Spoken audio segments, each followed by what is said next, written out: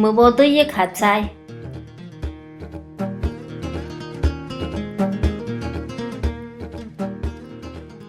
Jaduna ga ta'ok jejiajtu, jima ga yuhtej ihwimya ihwipyo'x tsayoy.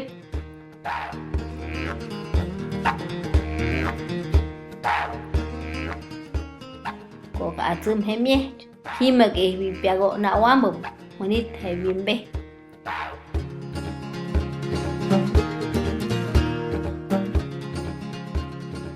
Yek nyuma ga jimkyo nashu.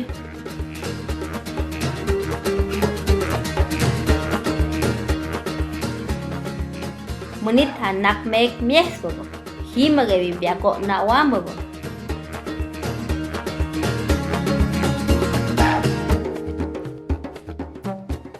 Wimbe takhebo, nyuma ga jim inyashu.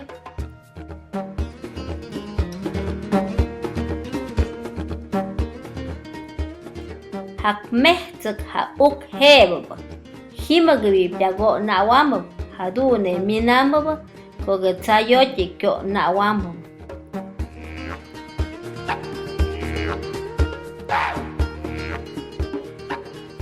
Peh takhebo ha yuhtej myosh nugukshpog oy kimkyo na viech.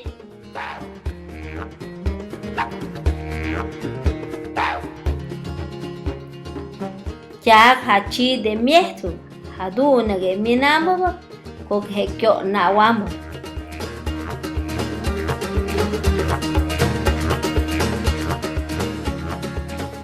Wimbe takhebo yuhtej kyudumaga oy migit ship.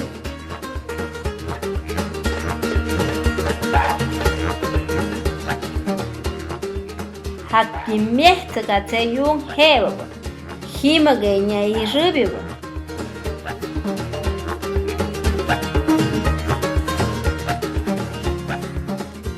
Hakim yugaye ga dumo.